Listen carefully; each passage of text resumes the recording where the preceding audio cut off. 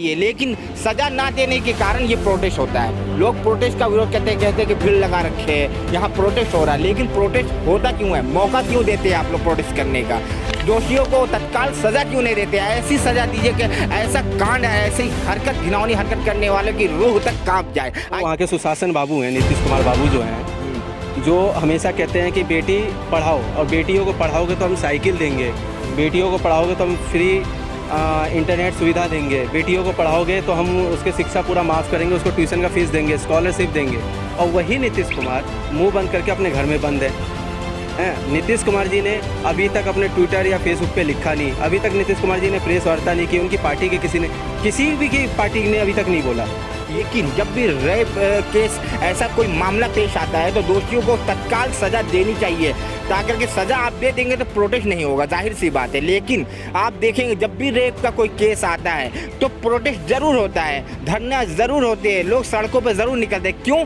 क्योंकि दोषियों को कहीं ना कहीं बचाया जाता है, कहीं ना कहीं छुपाया जाता है। इसी बात को लेकर ऐसा क्यों होता है? जी बताइए।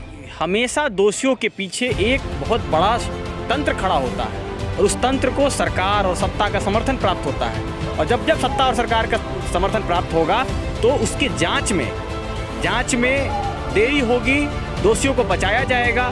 और इसी क्यों आखिर में रेप के दोषियों को क्यों बचाया जाता है? देश की बेटी जहां भारत न्यूज़ 91 में आपका स्वागत है। दर्शकों, इस वक्त मैं जंतर मंतर पे मौजूद है। आज यहां पर एक आंदोलन होने वाला था, प्रोटेस्ट। कटिहार में माहिनूर करके एक लड़की है जिनका रेप करके मार दिया गया, उनको लेकर के यहाँ पर इंसाफ के लिए ये लोग इकट्ठे हुए थे और यहाँ पर इंसाफ मांग रहे थे कि दोषियों को सज़ा मिलनी चाहिए। मेरा सवाल ये है कि दोषियों, जब भी ऐसा कोई कांड होता है या रेप होता है तो प्रोटेस्ट क्यों होता है? प्रोटेस्ट तो होना नहीं चाहिए, क्योंकि कांड दोषियों को तो बिल्कुल जल्द से जल्द सज़ा दे देनी चाहिए, लेकिन सज़ा ना देने के कारण ये प्रोटेस्ट होता है। लोग प्रोटेस्ट का विरोध कहते हैं कि भीड़ लगा रखे है, यहाँ प्रोटेस्ट हो रहा है, लेकिन प्रोटेस्ट होता क्यों है? मौका क्यों देते हैं आप लोग प्रोटेस्ट करने का? दोषियों को तत्काल सज़ा क्यों नहीं देते? ऐसी सज़ा दीजिए कि ऐसा कांड, ऐसी हरकत, घिनौनी हरकत करने वालों की रूह तक काँप जाए। आइए इसी बात को लेकर के यहाँ पर कुछ सोशल एक्टिविस्ट मौजूद है, उनसे बातचीत करते हैं और मामला जानने की कोशिश करते हैं कि आखिर दोषियों को सज़ा क्यों नहीं मिलती। ये बताइए। देखिए, ख़ास करके बिहार में लगातार हर दिन आपको इस तरह एक माहिनूर का केस आपके सामने आता है, जो नेशनल लेवल पे लोगों का जो अपना एक समझ है तो इस मामले को इतने लेवल पे लेकर आते हैं। लेकिन हर रोज़ हर ज़िले और हर ब्लॉक में इस तरीके की घटनाएँ होती हैं, और इस तरीके की घटनाओं को निपटने के लिए सरकार को इससे और कड़ी कानून की व्यवस्था करनी पड़ेगी। अगर आप इसका काउंटर नहीं करेंगे, मजबूती से सरकार इसको काउंटर नहीं करेगी, तो इसका कोई खामियाजा रिजल्ट पर आप नहीं पहुंच पाएंगे। ये बहुत ही शर्म की बात है। देश में कहीं भी हर दिन ये वाक़यात होते रहते हैं और कोई ना कोई मामला होता रहता है, लेकिन जब भी रेप केस ऐसा कोई मामला पेश आता है तो दोषियों को तत्काल सज़ा देनी चाहिए, ताकि कि सज़ा आप दे देंगे तो प्रोटेस्ट नहीं होगा, जाहिर सी बात है। लेकिन आप देखेंगे जब भी रेप का कोई केस आता है तो प्रोटेस्ट ज़रूर होता है, धरना ज़रूर होते हैं, लोग सड़कों पर ज़रूर निकलते हैं। क्यों?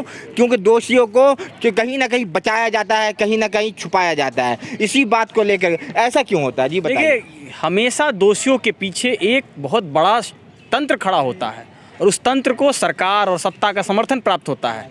और जब सत्ता और सरकार का समर्थन प्राप्त होगा तो उसकी जांच में देरी होगी, दोषियों को बचाया जाएगा। और इसी क्यों आखिर में रेप के दोषियों को क्यों बचाया जाता है? देश की बेटी जहाँ पीएम नरेंद्र मोदी खुद ये कहते हैं कि बेटी पढ़ाओ और बेटी बचाओ का नारा देते हैं, तो वहाँ पर जहाँ जिस देश में बेटियों का सम्मान नहीं है, बेटियों को नोच करके दरिंदे खा जाते हैं, ऐसे देश में ये नारा क्या आपको खोखला नारा नहीं दिखता है? ये पूर्ण रूप से खोखला नारा है, और ये इसमें जो भी लोग समर्थन करते हैं या फिर बैकडोर से इसका पक्ष रखते हैं, उन लोगों की ये संकीर्ण मानसिकता का आपको सामने दिखता है। ये किस तरीके के नैरो माइंडेड लोग हैं। फिर इन चीज़ों से कैसे बाहर निकला जाए? कैसे दोषियों को तत्काल सजा कैसे दी जाए? ऐसा कोई निर्णय, ऐसा कोई आप लोगों ने प्लानिंग कुछ करी है? कोई ऐसी बैठक हुई है आप लोगों की? देखिए, इसमें जो ये पूरा का पूरा न्यायिक प्रोसेस है,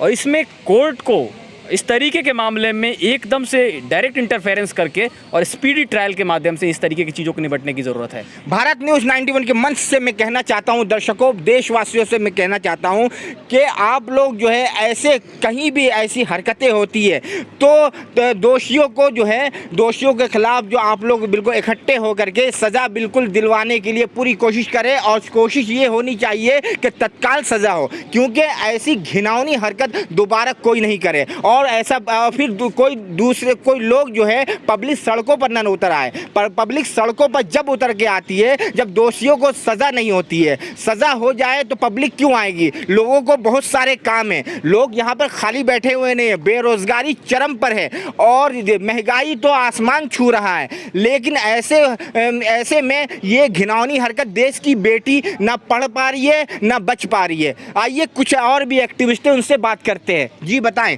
ऐसे मामलों में दोषियों को क्यों ढील दी जाती है?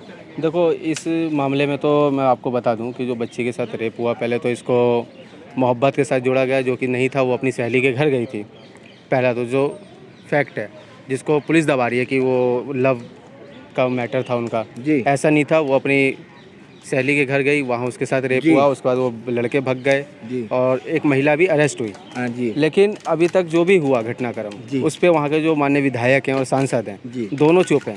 अभी मैं उनका देख रहा था, त्रिलोक प्रसाद जी का, तो उनके पास इतना टाइम है कि वो मन की बात सुन सकते हैं। दिखाइए, लेकिन अभी तक उनके पास इतना टाइम नहीं है कि वो उस बच्ची के लिए कुछ बोल सके।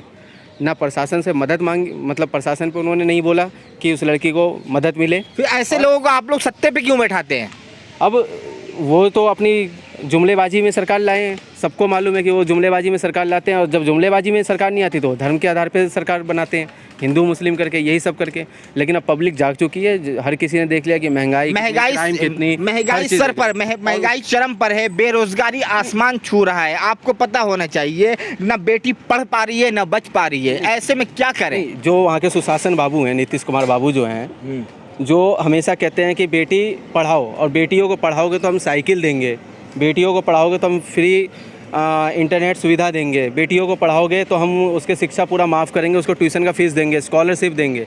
और वही नीतीश कुमार मुंह बंद करके अपने घर में बंद है। नीतीश कुमार जी ने अभी तक अपने ट्विटर या फेसबुक पे लिखा नहीं, अभी तक नीतीश कुमार जी ने प्रेस वार्ता नहीं की, उनकी पार्टी के किसी भी की पार्टी ने अभी तक नहीं बोला।